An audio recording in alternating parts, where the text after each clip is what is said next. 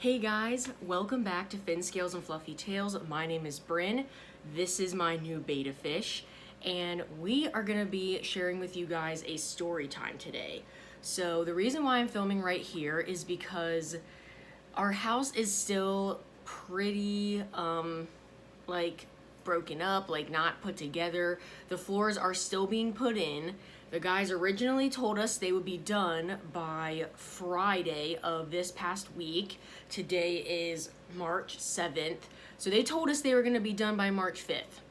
Well, obviously they didn't get done. So our house is still pretty torn up. I am in the sunroom right now. Normally this tank wouldn't be in this room. It would be in the living room, basically in that opposite corner over there.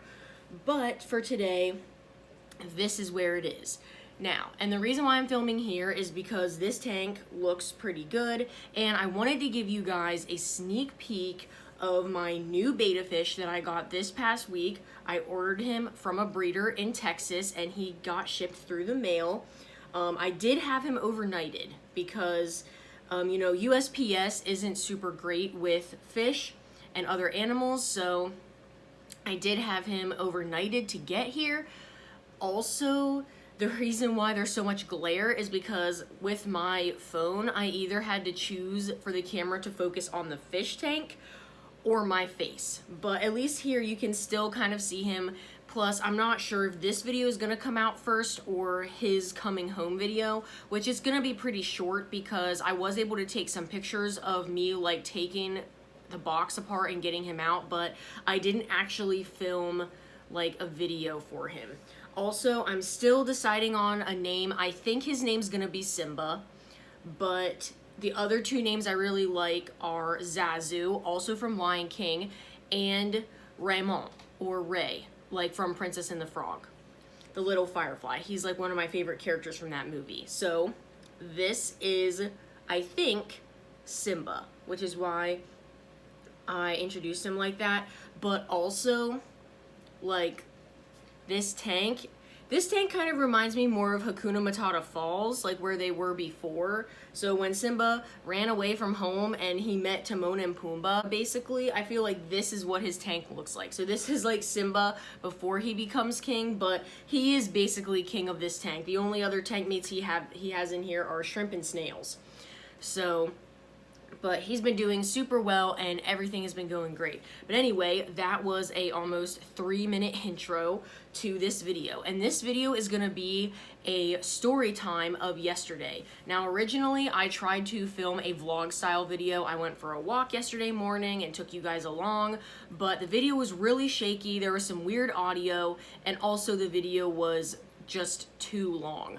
So this video is gonna be the story time of Alex and I visiting a Sphinx cattery.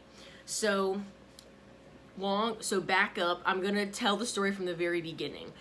So Alex and I have wanted a cat for a while. Originally, I was gonna get a cat in college because I was pretty lonely and I wanted a pet to interact with, but I wasn't sure that I had time for a dog. However, a cat wasn't going to work because Alex was allergic to them, which is why I started looking into low shedding breeds at the shelter for as far as a dog goes.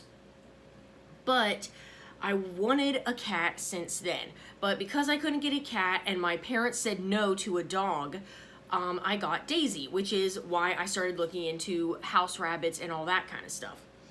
So we wanted a cat for a while, but we couldn't get one.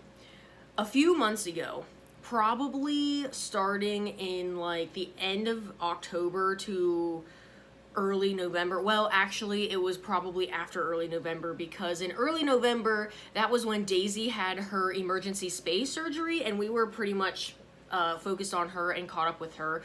So it was probably at towards the middle of November, Alex started to make casual comments about him wanting a cat.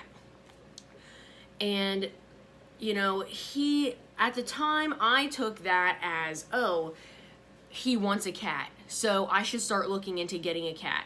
However, he has told me before and also recently that it was more of a casual comment, not really like, oh, I want a cat, like we should get one, because the prospect wasn't looking very good. Allergies to animals, not just dogs, run in Alex's family. For example, when we were visiting his family over Christmas, his mom petted Daisy and got hives. His mom's family is also very allergic to cats and dogs that shed. Now, most of his family members are, and this includes his extended family, like his mom's side of the family is the one that has a lot of the allergies, but his dad's side does have it too, because his dad is also allergic and his dad's brother. But they're not, Alex's dad's family isn't quite as allergic as his mom's side. Like I said, his mom got hives just from petting Daisy, whereas his dad didn't. And Alex's brother, we're not sure about his brother, but his sister is also allergic to Daisy. She doesn't get hives, but she definitely gets a runny nose, headaches, and like congestion when she's around Daisy for a long period of time. And we know that because she babysat Daisy for a weekend, and when we came back, she was definitely stuffed up. So Alex's mom is allergic to Daisy for sure, and so is his sister. Not sure about his twin brother, but I'm pretty sure his dad is okay with Daisy. Whereas my family has like no allergies to animals at all. But the prospect of getting a cat with allergies being in his family like that was pretty slim, honestly. But we started talking about it, like we were traveling a lot over Christmas, so we had a lot of time in the car together. And normally when we're riding in the car, we don't like listen to music or podcasts usually. We just talk the whole time unless I'm asleep. Then he'll listen to a podcast. So we were talking all that time about it and like just teasing the idea, like what we would do if we had a cat, how we would do it and everything. And so then I started looking into breeders. But at that time, it still wasn't very serious. Fast forward to the beginning of January, I started contacting actual breeders. We started off with the Siberian cat breed because Siberian cats naturally produce less of the FELD1 protein that cats produce. It's a natural protein that cats produce in their saliva. It's also in their skin and all that kind of stuff. That protein is usually the protein that people are allergic to. And Siberians naturally produce less of that protein, and it's in their saliva, it's in their urine. I don't think it is on their fur, because when cats, obviously, they lick themselves, they clean themselves, and it gets on their fur. Their skin, I'm not really sure. But I have been doing a lot of research on allergies and all that stuff in the past few months. But since Siberian cats produce less of this protein, we decided to try it. So I contacted a few Siberian breeders, and most of them said right now because of COVID, they weren't letting people meet the cats. Secondly, some of them said, oh, hair samples don't work, so we don't send them out. So that was kind of disheartening, but I did find a breeder who was probably within 2 hours of us that would send us a hair sample. So I paid $20 for a pretty big hair sample. It was probably like this long, but it had 4 different circles that were each this big of cat hair from 4 of her cats. So she sent us this hair. She told us how to do the allergy test. Alex did it, and he reacted. So how the test was supposed to work was, for an hour, you're supposed to carry around the hair sample. You're supposed to put it on your arms, neck, chest, and stomach, like on your skin. And he didn't really carry it around, but for an hour, every 15 minutes, he was like rubbing the hair on himself. After that hour was up, he definitely had a reaction. Like there was like small hives on his arms. I mean, that was pretty much it. His neck was pretty itchy, but he just went upstairs and like washed it off and like took some medicine, and he was fine. But just from the hair sample that we got, we know that he's allergic to Siberian cats now. So even though we didn't meet one, because he had a reaction just to the hair, we know now that he would be allergic if he was to meet one in person. But I didn't give up. I still kept looking, because you guys know how I am. I do a lot of research on stuff mostly just for fun. And at this point, it was still just for fun. And yeah, I did pay like $20 for that cat hair sample, but to me, it was worth it. And it was like a cool experience that we got to do because Alex and I were both interested in testing his allergies. So the next breed that I was looking into was the Hairless Cat Breeds, so the Sphynx in particular. Now, the Sphynx is not considered a quote-unquote hypoallergenic cat. They do not produce less of the FELD1 protein that Siberians do, but if you aren't allergic to that protein and you're allergic to the dander, then you might be able to live with a Sphynx. So, me being me, I joined a Sphynx cat group on Facebook to learn more about the breed. And lo and behold, a lot of people, so basically I asked a question in the Facebook group, do any of you have allergies that live with a Sphynx? And there was a lot of people who had allergies who also had Sphynx cats and didn't show allergy symptoms around their cat. So I was like, okay, so that's another thing that we could try, which I was pretty excited about. So then I started contacting Sphynx breeders. Now, living in the Chicago area, there's a lot of breeders around here. There's a lot of dog breeders, a lot of cat breeders, just because in a more urbanized area, you're gonna have more of that in a closer area. Now, most of the Sphynx breeders, I'm gonna be honest, they never got back to me. I probably contacted 6 Sphynx breeders. 2 of them actually answered me. The first one that answered basically told me that if Alex has allergies to cats with hair, he would still be allergic to Sphynx cats. And because of that, she was not going to allow him to meet any of her cats because she knew that he would still be allergic. So that was pretty disheartening to me because we already know he's allergic to cats with hair. He tried a Siberian cat hair sample, and they're even supposed to be more hypoallergenic than a regular mixed breed cat, and he reacted. So this breeder basically advised us to go to the shelter and pet cats. Well, I knew he was going to react to those cats, so that was out of the question. That breeder basically didn't help us at all, and she obviously wasn't very informed about cat allergies at all, because even if you research cat allergies, they will tell you that it depends on the person, and it depends sometimes on even the individual cat.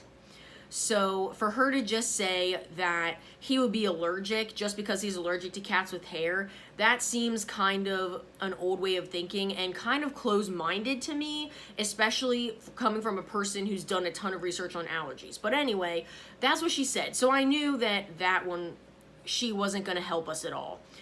But I didn't give up, and I kept finding breeders, I kept searching, and I found a Sphynx breeder that was going to let us come to her home and meet her cats.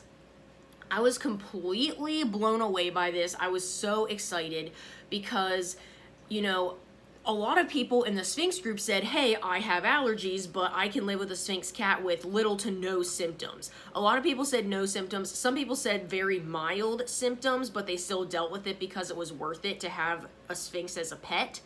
So basically, I didn't want to give up hope. I wanted to meet some Sphynx cats. I never met a hairless cat in person, neither had Alex, but I wanted to test his allergies. So me and this breeder, we decided to set up a time to meet.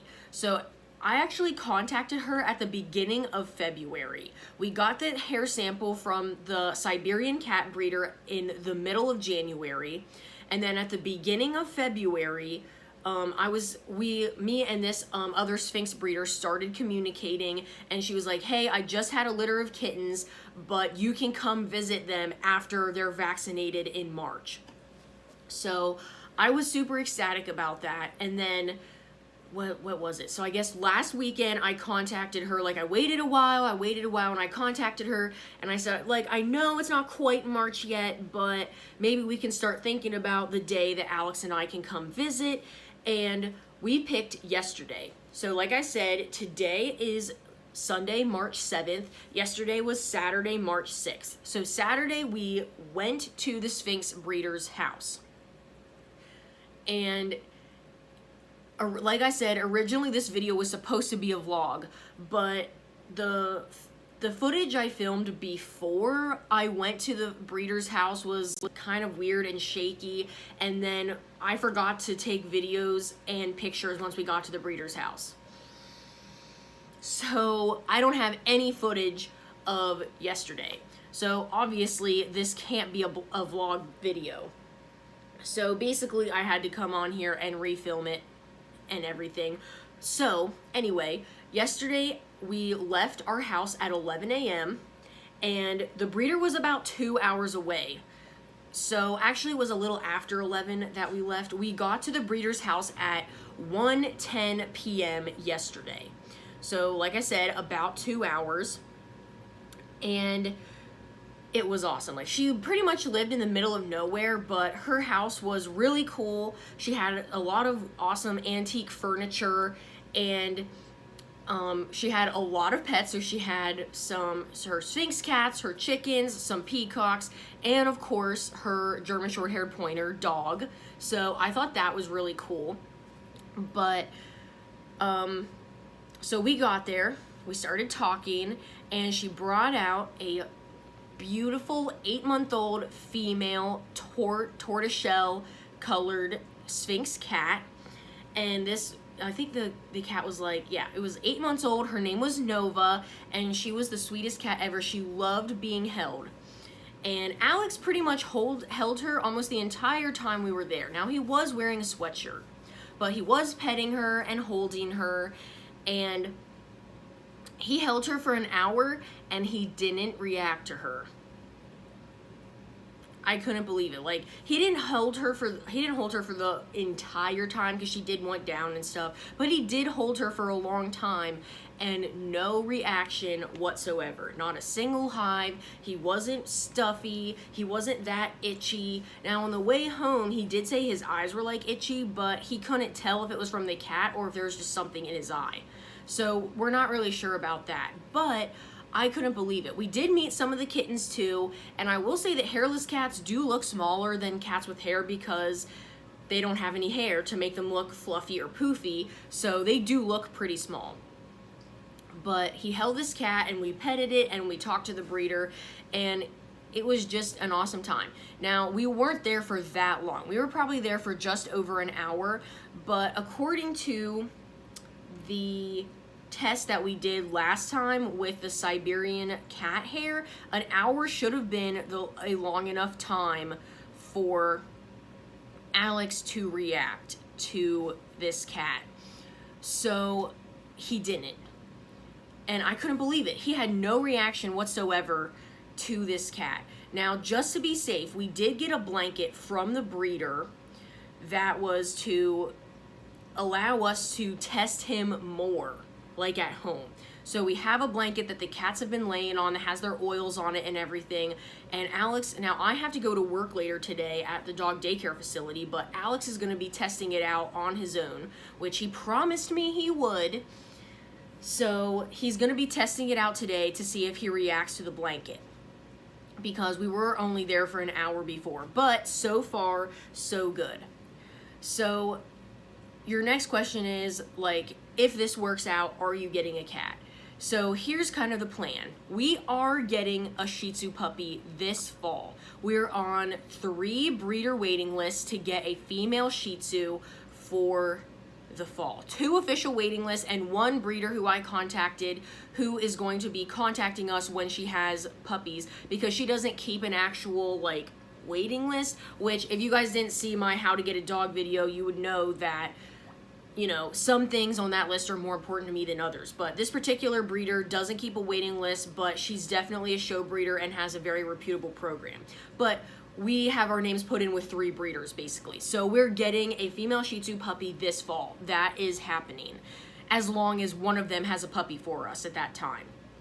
So we will not be getting a cat, even if this works out, anytime soon, because I do not want 2 babies at the same time. I don't want 2 puppies at the same time, and I don't want a puppy and a kitten at the same time.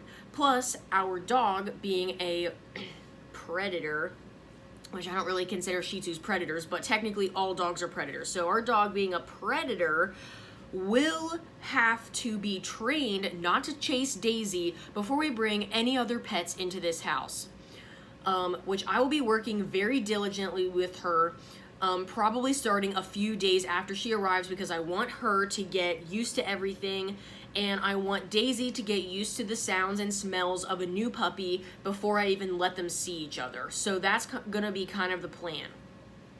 So, but the puppy has to be grown up. So our dog will have to be grown up and pretty much like pretty well trained before we bring a cat in, because I want the dog to be potty trained on her potty pads like 100%, and not chasing Daisy and all of that before we think about bringing in another dog or a cat. And that's another thing. In this house, there's not that much room. Our house is only 1,300 square feet. We already have one free roaming pet. So with our dog coming in the fall, that will be 2 free roaming pets. At the very most, we will only have room for 1 more free roaming pet in this house. That will either be the toy poodle that we wanted to get or a Sphynx cat, not both. One or the other. So after we get our dog, we will have to decide if we even want another pet and which one we want to get, whether that be the cat or the dog. Also, Alex and I have been considering moving again, whether that be somewhere else in Illinois, somewhere in Wisconsin, possibly moving back to Ohio, or possibly moving somewhere in Pennsylvania. Because we need to figure that out. Because we need to figure out, you know, if we want to start a family, where we want our family to live and grow up and be. Because it's really hard to move once you have kids, and it's really hard to, like, move an entire family instead of just moving, like, 2 people. So there's a lot of things that we're going to have to think about, but we do know that we're not going to be in this house for a super long time. Because it's just not big enough to start a family. And, you know, if we want another dog, we want more pets, like our house that we have now just isn't big enough. So there's a lot of things that we have to think about. Now, I have started kind of planning, if we decided to get a cat in this house, where everything would go. So I'm in the pet room right now, but over there in the living room, we would probably have a big cat tree for the cat. We would put up a cat highway around the room at some point, probably. That way the cat could walk pretty much all the way around the room without touching the ground. The cat fountain, the drinking fountain, because we would want to get it a drinking fountain, would be on the windowsill in the kitchen. That way the dogs couldn't drink out of it, because especially the Shih Tzu, I don't want her face getting all wet and all that yeasty smell all over her. So I don't want the dogs to have access to the water fountain. They would have their water bottles. So there's a lot of things we have to think about with the cat. Plus, you know, cats, something I didn't know about them is that cats are not solitary. They are actually very social, and they need their humans. They can have separation anxiety just like dogs, and the Sphynx breed in particular is a very social breed. They love to be with their people. They don't like to be alone. Now, right now, that would work out pretty good. If we were to have a cat right now, like right this instant, our cat would only be alone for 4 hours at the most. And some days, I work like 1 weekend day and 1 day during the week. So the days that I work during the week at the dog daycare, the cat would be alone for 4 hours. And that's the longest it would ever be alone, even with me teaching piano lessons at the local music store. If I was working on during the weekend, Alex is here all day. So the cat wouldn't be alone like at all. So right now, like, we have it pretty good. Like, none of our animals are alone that long because I don't work full time, and you know, Alex works from home a lot now too. So as far as time, I think we do have time as far as that way, but you do still have to think about it. We have a lot of other pets. We have this tank, which is pretty low maintenance, Pascal's tank, which is pretty low maintenance. We have Gimli the leopard gecko, Sven the hamster, and Daisy the rabbit. Daisy is our most difficult pet to care for. And when I say difficult, I mean she just takes the most time. She's not really difficult. She doesn't need baths. She doesn't need haircuts. We just need to clip her nails and brush her when she starts blowing her coat. So that's like pretty normal stuff. Not very hard, but she does need her litter box cleaned every probably 2 to 3 days. She needs her cage cleaned when she pulls all her hay out and everything, which I just did that this morning. So Daisy is the most time-consuming pet that we have right now, and she's not even that bad, especially compared to a dog or a cat that needs to be played with. I mean, we try to play with Daisy. I've actually been training her, so I've been training her to like spin and beg and like jump over my legs and stuff. So I've been doing that with her, but you can't play with a rabbit like you do a cat. Like, it's not really the same.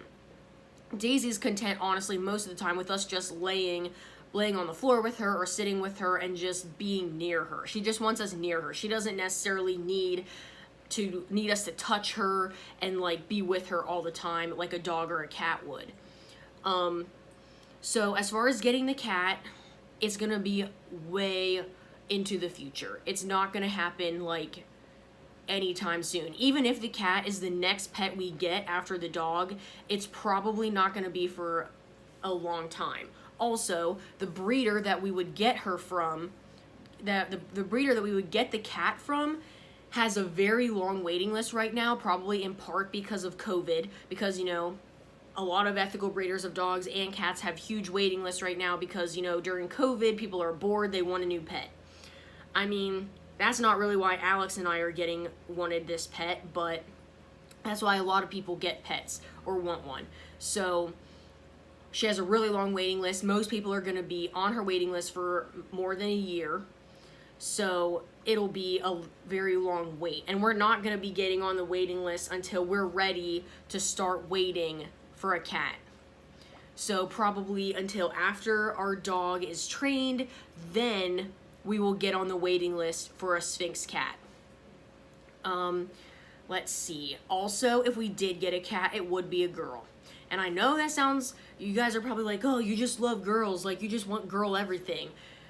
Which maybe you're not thinking that, but I feel like people think that.